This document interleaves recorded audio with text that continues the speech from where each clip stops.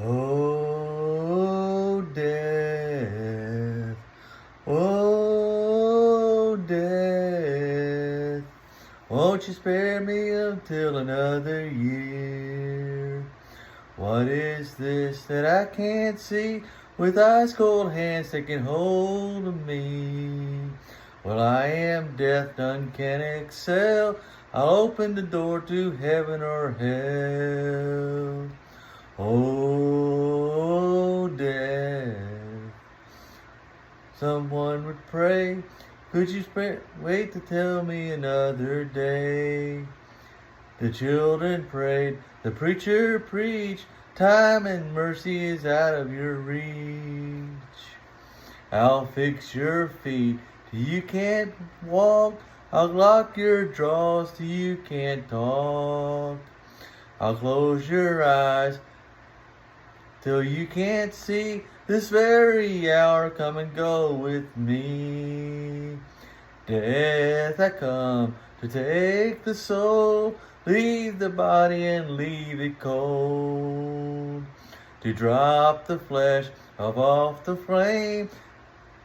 The earth and worms both now have the pain.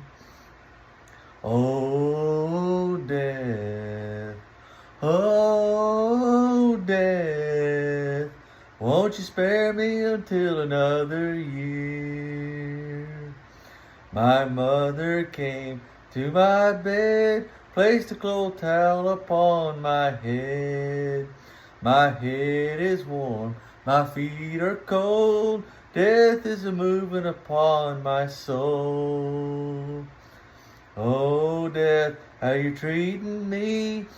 You close my eyes till I can't see. Well, you're hurting my body, you're making me cold. You run my life right out of my soul. Oh, death, please consider my age.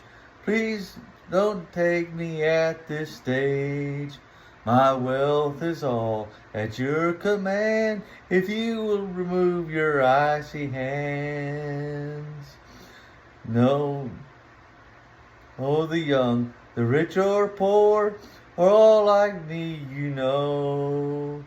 No wealth, no land, no silver, no gold, nothing satisfies me but your soul.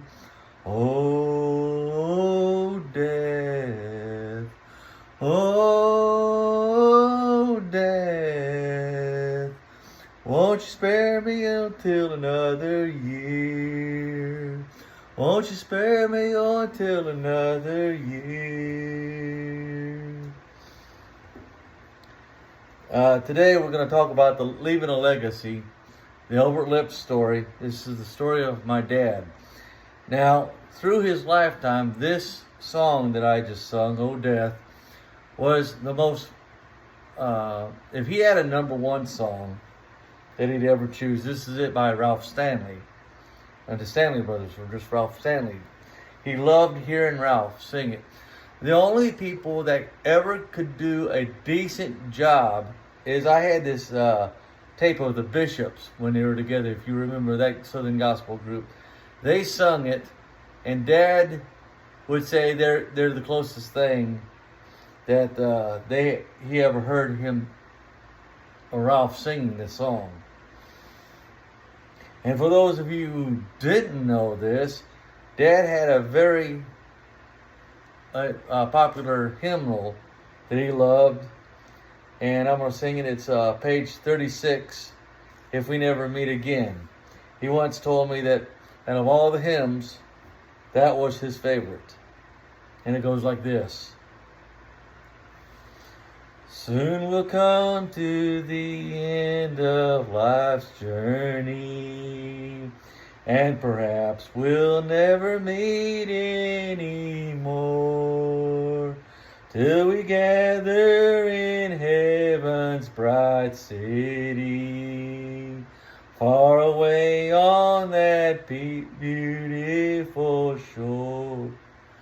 If we never meet again this side of heaven, as we struggle through this world and its strife. There's another meeting place somewhere in heaven, by the side of the river of life, where the storm or the charming roses bloom forever, and where separations come no more. If we never meet again this side of heaven, I will meet you on that beautiful shore. Oh, so often we're parted with sorrow. Benedictions often quicken our pain, but we'll never share sorrow in heaven. God be with you till we meet again. If we never meet again this side of heaven, as we struggle through this world and its strife, there's another meeting place somewhere in heaven, by the side of the river of life, where the charming roses bloom forever, and where separations come no more. If we never meet again this side of heaven, I'll be with you. I will meet you on that beautiful shore. Oh, they say we'll meet by the river, where no storm clouds ever darken the sky. And they say we'll be happy in heaven, in that wonderful sweet by and by. If we never meet again this side of heaven, as we struggle through this world and its strife, there's another meeting place somewhere in heaven, by the side of the river of life, where no stormy clouds nor the charming roses bloom forever, and where separations come no more. If we never meet again this side of heaven, I will meet you on that beautiful shore.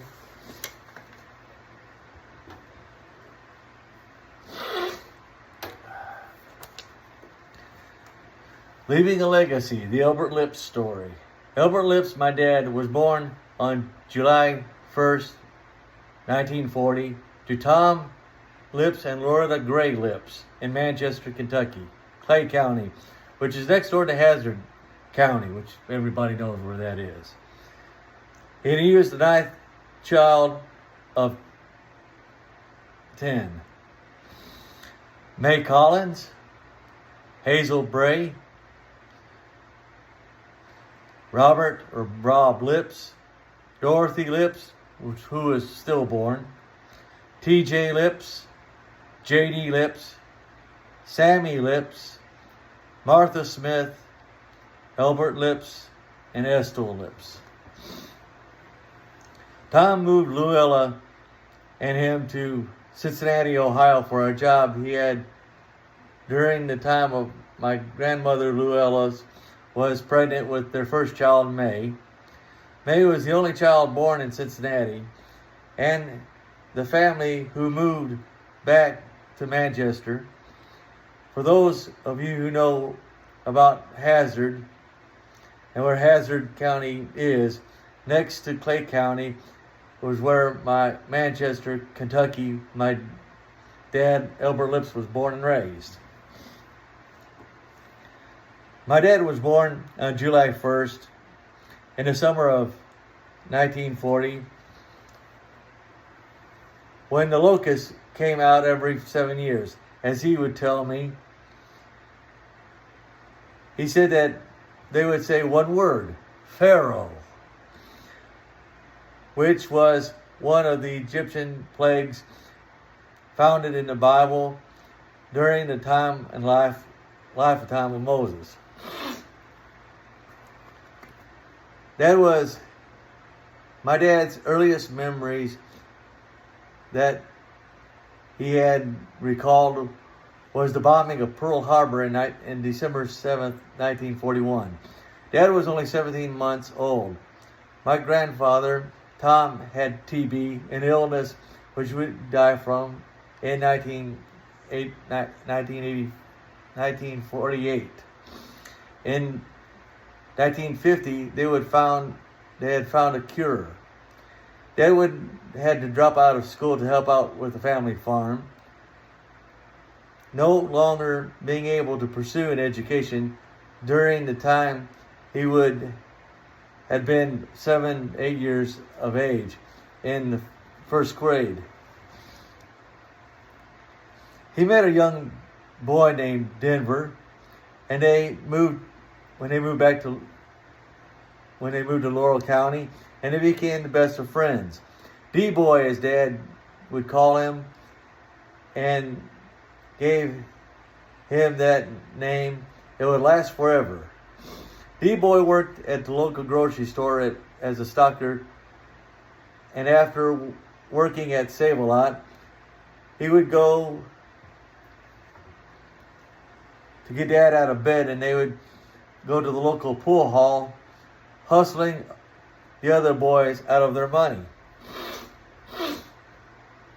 Denver's mom, Sally, worked in the kitchen of the local school, and the two boys would play basketball. They would be my dad's favorite sport. For college, he would watch the Kentucky Wildcats, and for the pros, the Chicago Bulls. He would be his favorite team to watch.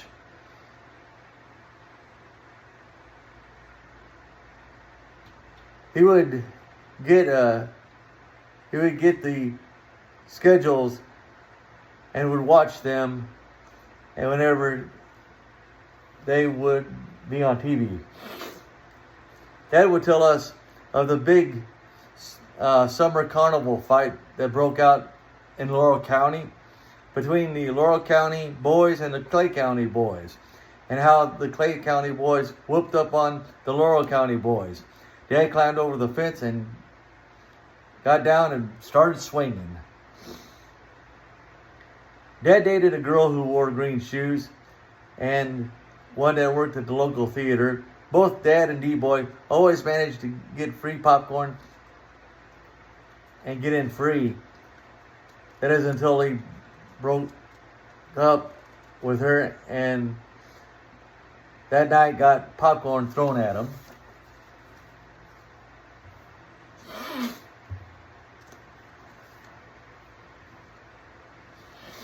They had an old horse named Dan who hated Dad, for Dad would always aggravate him. One day when Dad did, Dan took off to the fence and climbed it to get away from him. That day, Dad didn't make it, and Dan bit Dad on the top of his head. Dad would carry that scar for the rest of his life. Then later, Dad met Mom, and the rest was history. As they had their fair share of their ups and their downs, and they and their heights and lows. Some stories were told, like the time when Dad went to jail for 21 days. The story would go like this. Dad, D-Boy, and another guy named Harold, and two other teenage boys seen an old man, and they began to heckle him and calling him some names. So the police had put the boys in jail, and then they stood before a trial, a stand trial before the judge. Then the old man pleaded his case before the judge, and he told the judge that they were calling him that old hootenanny. Of course, the judge and all that were in the courtroom laughed out loud. But the old man persisted. So the boys' parents had to pay a fine, and the boys would have to spend 21 days in the local jail.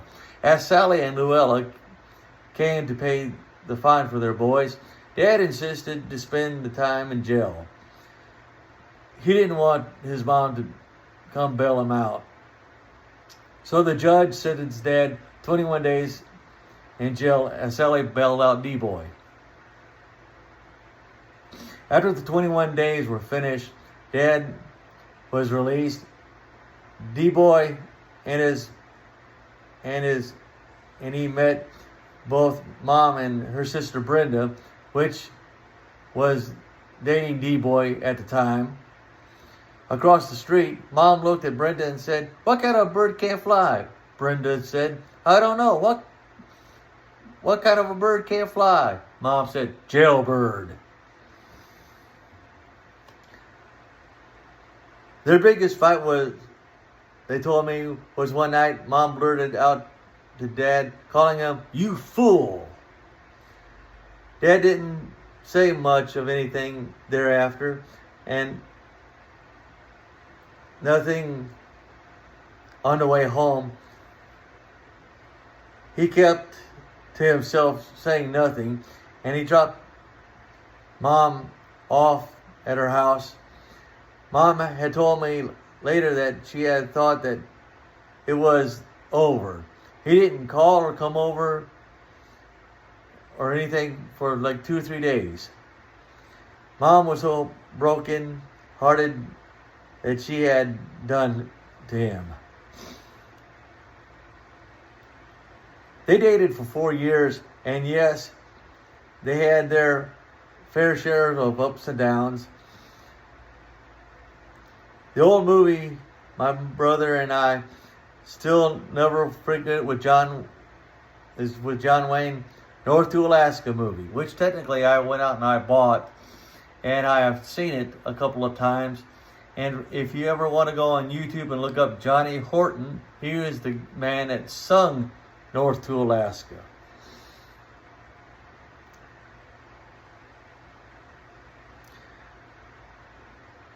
That very night, Dad took Mom to see it, and after the movie, Dad finally proposed to Mom, and she said yes. What nobody may know is that in those days, you had to go ask the father for the father's permission. And on that day, Willie and Kenneth were in the field working. As Dad approached Willie, he knew already that Dad was going to ask to marry Mom. Dad asked Willie for her hand. Then Willie said, "Are you sure?" Dad told Willie that they were going to get married with or without his permission. Dad was 23 and Mom was 20, so that they were legal to wed. Kenneth told me, laughing once, that Dad was so nervous that he would pull the darnel grass out by the roots. Willie then said, "Go ahead then." Dad and Mom were wed on June 29th, 1963, on Denver's birthday. That day, Denver had to go home his head bowed down alone. 6 months later, Denver and Brenda would be wed, along with Randolph Smith and Martha Lipps, in the living room of a preacher, painting his home in December 14th, 1963. On that day, I'm going to put this in there, on that day, Ron Smallwood and Ethel, Mom's older twin, would be in the hospital giving birth to Donna Sue Smallwood.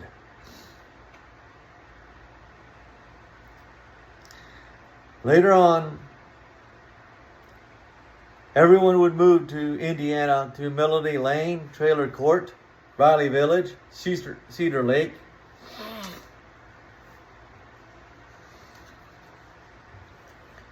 Before I was born, Mom caught pneumonia and it infected me. No one knew it until that day or that night when I was born. Dad had practiced how to get to the Gary Methodist Hospital and over again. But that night, August 16th, it was rainy, and when it was time to come, Dad panicked and couldn't find his way to the hospital. Dad kept telling Mom, "Don't have the baby yet. We'll soon be there." He didn't want her to have me in the car. By the time he did, Mom was already dilated, and the nurses had to then, with a wheelchair, escort her to the room. I was born on Saturday, August 17th, 1968. And at the time was 1:30 a.m. But the nightmare then began as the doctor came into the waiting room and delivered to Dad the sad news. Yes, Dad had his first male child, but the doctor told Dad if Dad had ever believed in prayer, he'd better do now, for the chances were I was not going to make it through the night.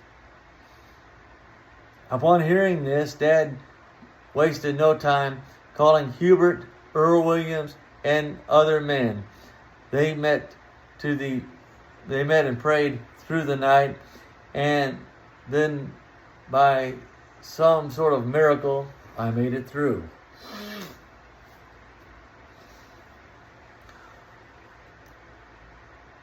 Mom wanted to name me William, after her father.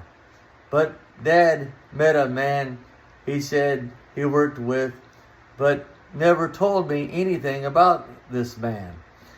He has renamed me, he has remained a mystery to me, for Dad never spoke of him. All I know is that this mysterious man and his name, Larry Wayne, of whom to this day I was named after. As Mom and her brothers and sisters married and settled down and had children of their own, our one faithful, very stormy night, as Mom prepared me, bringing a very young toddler in my car seat, preparing to go to church. Dad told Mom she was not going to go to church that night. Mom said, "Oh yes, she was." Dad said, "You're not taking Larry?" She said, "Yes, I am." Mom went to so far as calling for a cab. When Dad seen Mom's persistence, he gave her the keys to the Volkswagen, and we went to church. How we got there and back that night was no doubt the mercy of the Lord. But what happened next was well worth it, as my dad was won to the Lord. Do you ever see how the actions can both hinder and help the salvation of our dear loved ones? Dad's older brother, Robert, was a serious alcoholic in those days. And also Dad's two other brothers, TJ and JD. But Rob was married and had children. It was so bad that the state had to get involved. The children were separated. Dad's mom took Verlin for a while as they lived in Riley Village. Verlin would take care of me as they would work at Simmons Mattress Company. I was sick at times, and I was like a brother. He was like a big brother to me. We had pictures as he was trying to hold me in the family room. My earliest memories is that I will ever remember was when we lived in Cedar Lake. Dad was the caretaker of Arrowhead, and as Mom was as cleaned the lodge.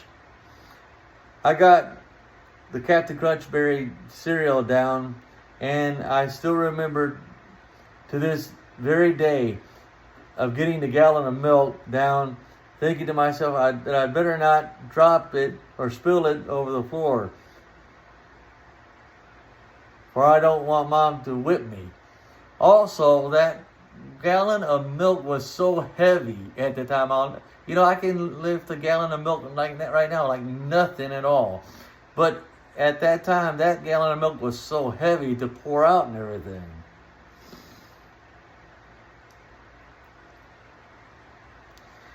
In the garage one night, my Uncle Tom Curry, as a group of men met together, William Earl Williams was asked to come. His church just split, and they had just heard of word of mouth of the gathering. He didn't know of Hubert Burns except that he was Willie Cheek's son-in-law, which he knew Willie from Kentucky. Pops, as he was called, always called this the beginning of the mission. As $120 was dropped in Pop's lap, and he became the treasurer of what would be called the Bible Baptist Church on Route 6 in Portage, Indiana.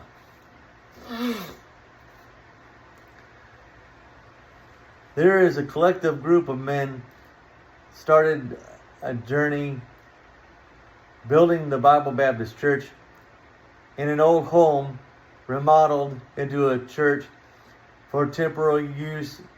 One night the Holy Ghost broke out completely, and as one of the preachers was preaching, the Holy Ghost filled the house and 4 other preachers began to preach, and none of them knew the other were preaching. After the building was built and completed, the Cheek sisters made their comeback. They sung there at the Bible Baptist Church and nursing homes, and in the area my Uncle Hubert Burns preached in them. It came time to make their own album, as both Mom and Brenda put pen to paper and wrote their first and last song together, Let Us Live and Love One Another. I remember looking at the picture of Mom and her 3 sisters recently at the home of Ron and Mom and in Albany, Kentucky, thinking to myself that I was there when the picture was taken. I remember being in a stroller and Tina, Imogene's daughter, and Richie, Brenda's middle son, there too.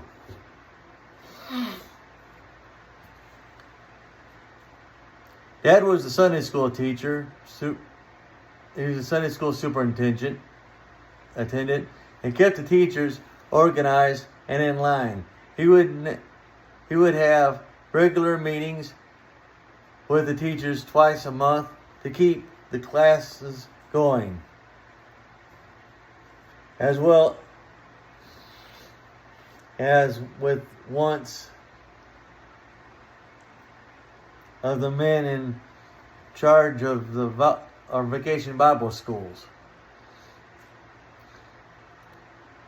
He was one of the trustees and a set-aside deacon. Also, he would drive the church bus and picking up the elderly and children. This I remember most because he would take me when I was dressed and ready to go. Just a second.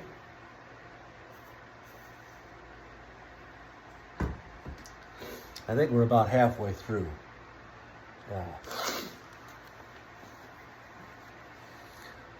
Okay. I remember once when it was us in Denver, we picked up Sister Randolph, and when they would have to go stop at a railroad crossing, each and every time she would raise up out of her seat and look both ways and sit back down. Once Dad tagged Denver by letting him by the leg and motioned him to watch her as to do it. They looked over at each other and laughed. When Hebrew went to baptize her, she would have a fear of water, and she kept having to grab the glass section of the baptistry. And to this day, whenever I go visit, I go see it and chuckle to myself. Dad and Mom raised my brother and I to never miss church for any reason. He and Mom was faithful to everything: visitations, revivals, nursing homes, prayer meetings, singings. On Dad's right hand, he had warts, 3 of them, and he tried everything to get rid of them. He's seen all kinds of doctors, tried all different kinds or different things, but nothing would take them away. Until one day, a man at Red Top told him that he was going to buy those warts from him.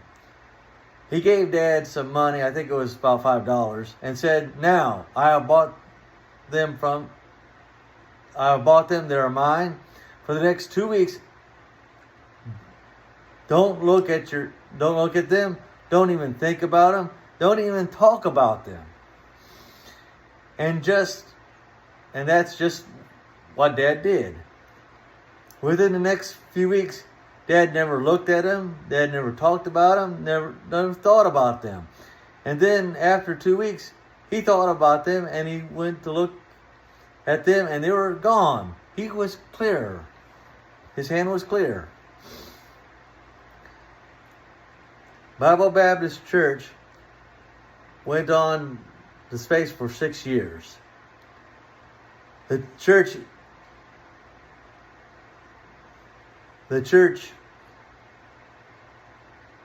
later split. Dad and Mom would visit other churches, but none of them at this time at this time was what they were looking for. And soon they would settle within the house of our house in Portland Street in South Haven, Indiana.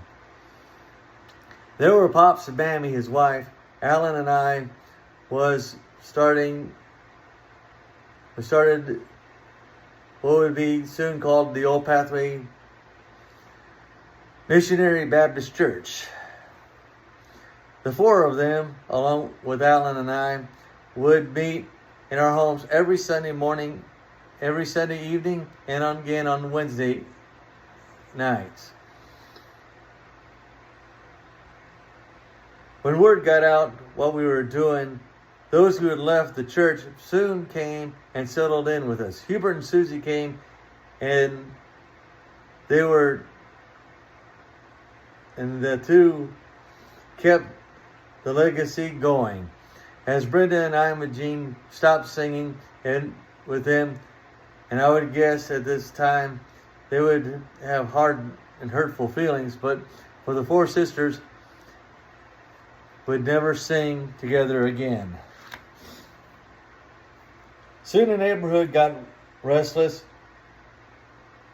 soon the neighborhood got restless. There was no parking or places to park, and the neighbor for the vehicles, when they came home expectantly with work, we took up a collection and moved to Hobart, where we rented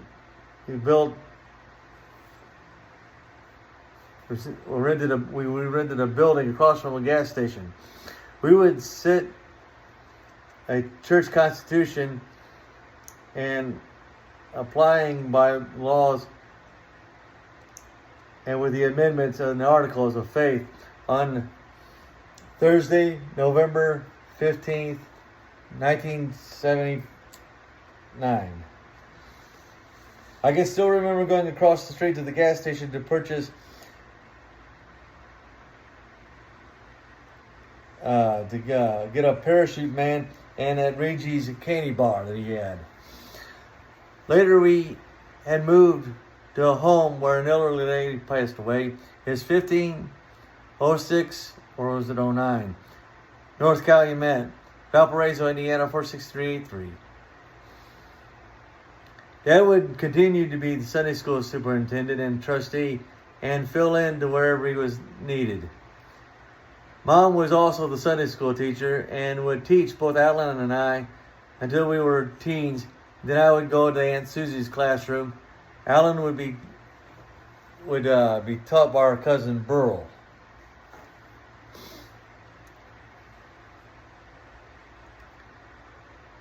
Dad would acquire at this time his most memorable saying at each church business meeting.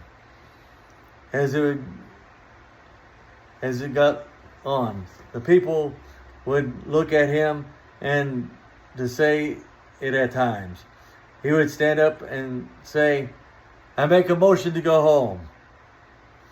And with a second motion, it would always be carried out.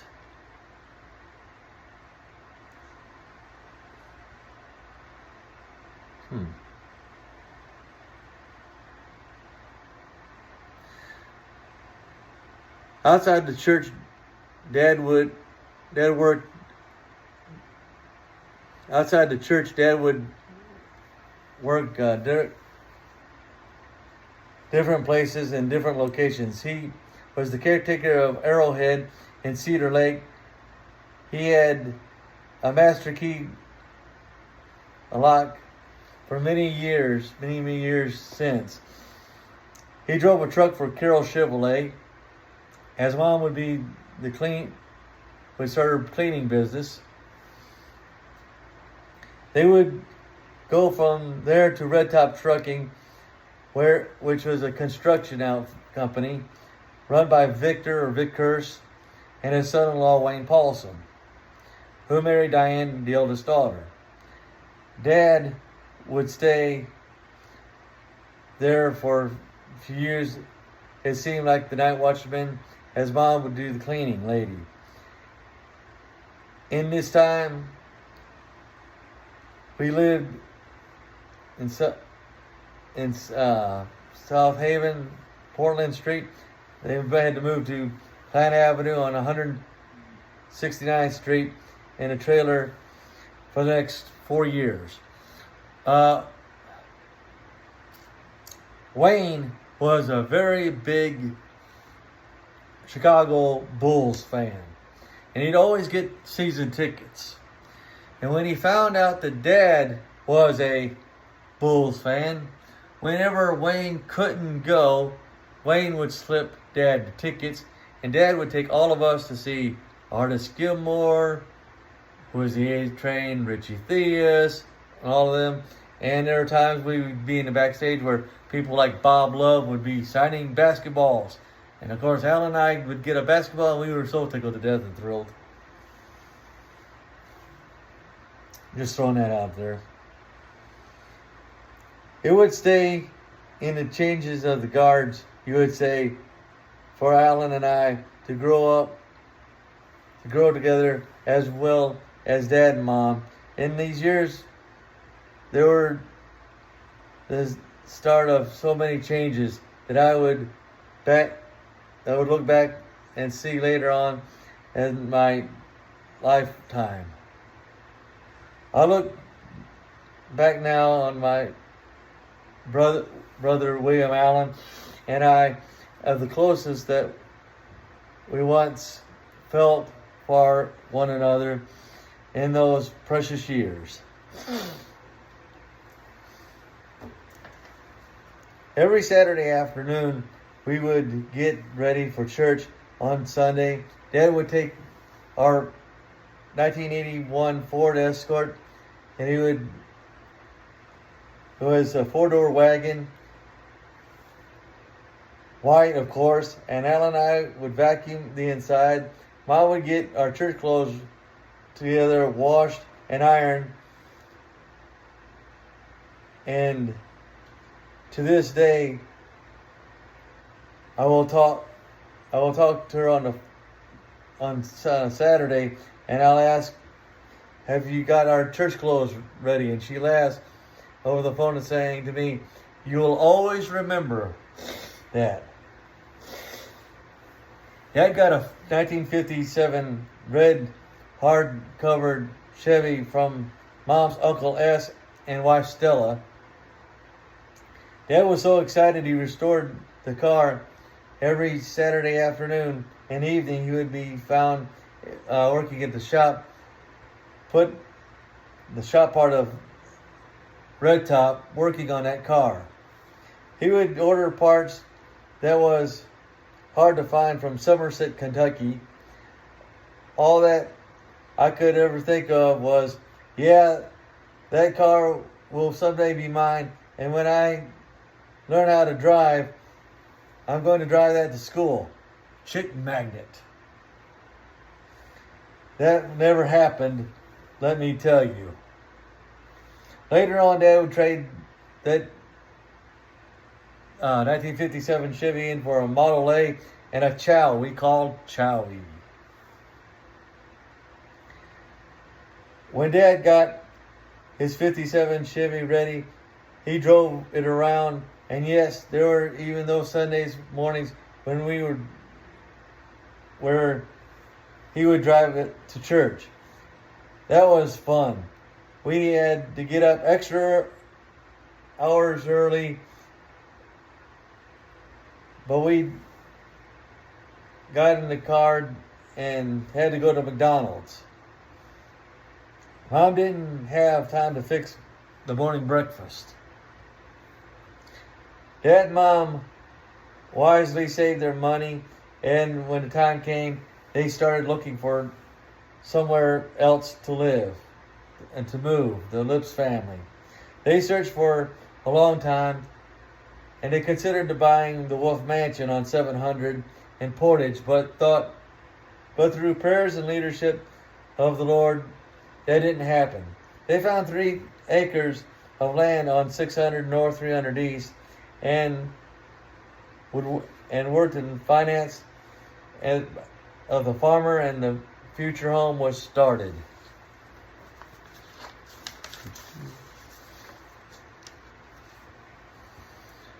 With Red Top Trucking Company support at the dump trucks, cranes, and with all the men along with Van Tobels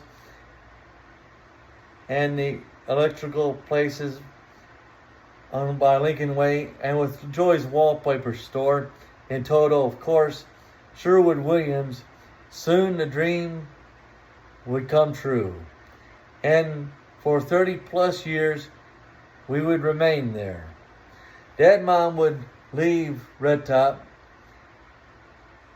as it was sold and went out of business. Burgess Trucking would buy the building out and is still there today. They went to work for Metal Manufacturing Company as Dad would become a truck driver, and for the next 12 years, Mom would keep to her cleaning.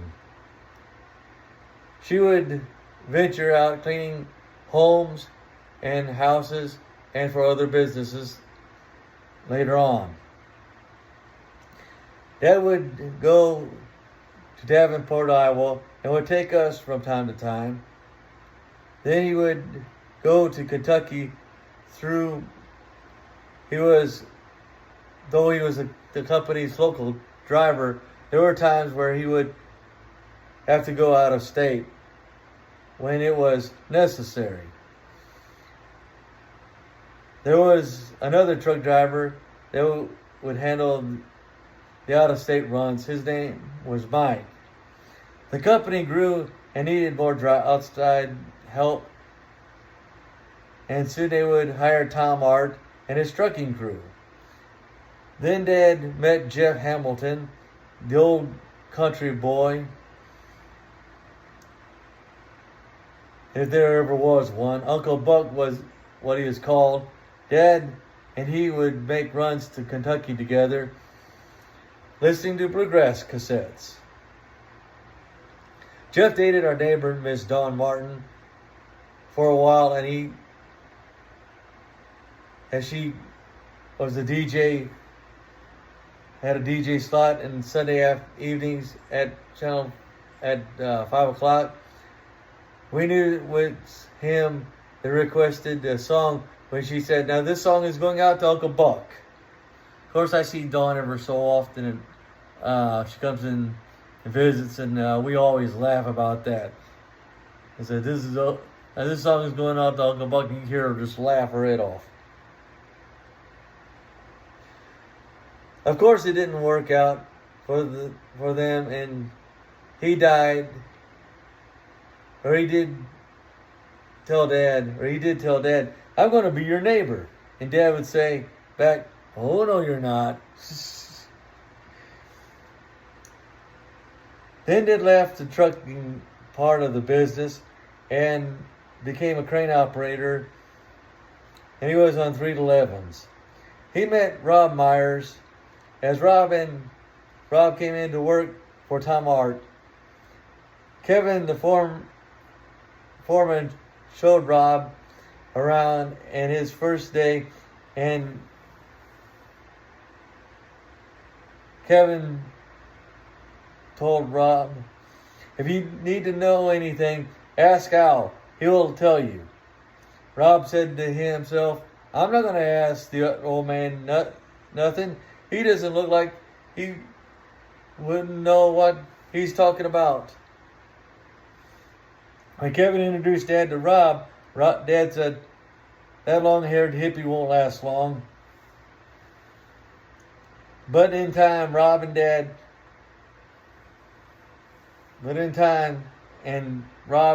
asked Dad things, finding out that Dad was right, grew to a bond together. Rob would become more than just a work colleague to Dad. To Dad and to Mom, Rob would be like another son, and to Alan and I, our brother.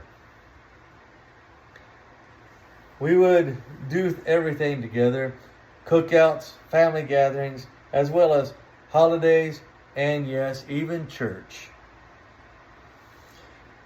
Dad retired from metal manufacturing and stayed home for a month and found a part-time job at Archie's Auto Parts in South Haven, where he would work then until he passed. I'm going to stop right here, and I didn't put this in, and I should have put this in. But on the 45th wedding anniversary, Dad, Mom had, we met over at Rob's house. Rob was living in Michigan City at the time. And Dad took Rob and I over, and he said, "Okay, you two boys, I want to meet with you. I want to talk to you." I said, "Okay, what do you want?" Dad said, "I want you to get together with your other brother. You have 5 years to do this, and I don't care how you're going to do this, but I want this done." He said, "We're going to have a 50th anniversary. And I want the three of you to plan it out. I want you guys to do this, and I want this thing done."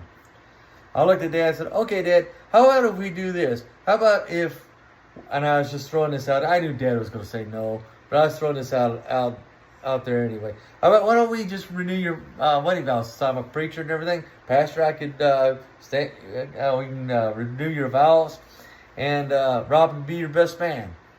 Rob's sitting there all laughing and all that about this idea.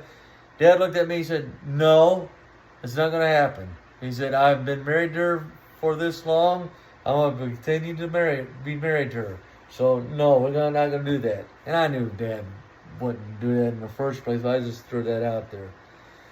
But one of the hardest things for me in this past 10 years is going through that and thinking about that and the pain of it never coming back or coming to reality. Because Rob died a few months before Dad did. And it was hard enough to get through that November, that Thanksgiving without Dad, that Christmas. But for those of you who could ever listen to this and know, in June the following year, when Mom was there and it was their 50th anniversary, the pain was so deep you couldn't even imagine. And getting through that with her, both of us getting through that, was not a very easy thing to do. Then the ending of both Rob and life, and both he and Rob's life came to be. Who still didn't know and may never know just what happened, but whatever it was at metal manufacturing. Joe, the boss, was stricken with throat cancer, and he was with the cancer. All the road grinders passed due to this cancer, but as both Rob and Dad. Jan was the assistant. He died with it too. When Dad got cancer, he went to Porter Memorial and was treated for mercy. And they let him go 4 times. As being the 3rd or 4th time, he got worse. Mom took him to Rush Hospital in Chicago, where he was treated, and it was found that he had cancer was in his blood, and it was in the 4th stage. The next few months, Mom would stay by his side continually as I kept the home and as best I could, holding down both the job and the church also. Dad was in a coma for weeks. As I could, I went to see him, both him and Mom. Dad eventually came to, and he went to a rehab center in Valpo, where we would also visit him better. However, I was talking to Rob's widow who reached out to me, letting me know of Rob's death. I still remember that day I got off the phone, I got off work and went to see him. Mom was sitting in a chair, and Dad said to us, "I wonder where Rob is. It's not like him to not come see me." My heart choked up, as I knew I had to tell them both that. And when I did, the look in their faces told it all. They looked just as someone had told them Alan and I was dead. Later that night, I told Rob's widow of it.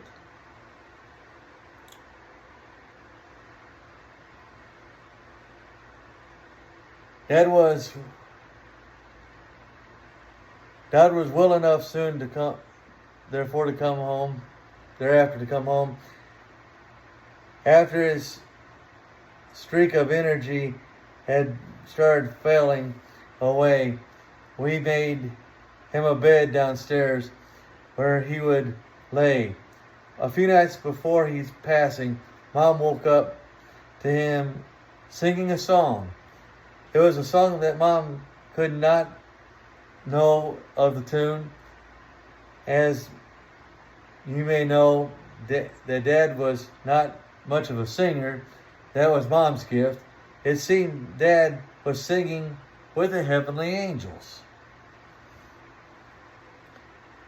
Then the night came, as the death angel would come, as the death angel would be our unexpected guest around 1:30 a.m. that night, November 7th, 2012.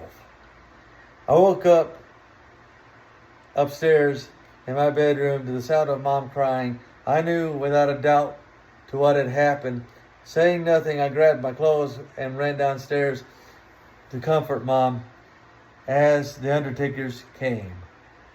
The next few days were spent getting ready for the funeral and the burial. I was given a letter by Rob's widow, who was in his dying wish for me.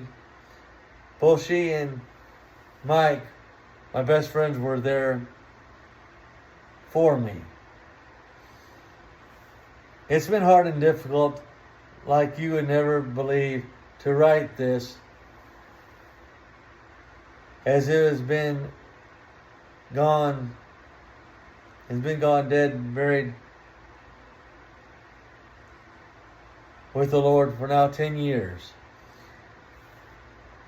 He was found to be a blessed man, a blessed by measure, for he was loved greatly and deeply by his family, church family, and all others that knew him as well. Until I meet you again in glory, I will continue to carry on the Lipps legacy to my children. Your eldest son, whom you've named, Larry Wayne Lipps.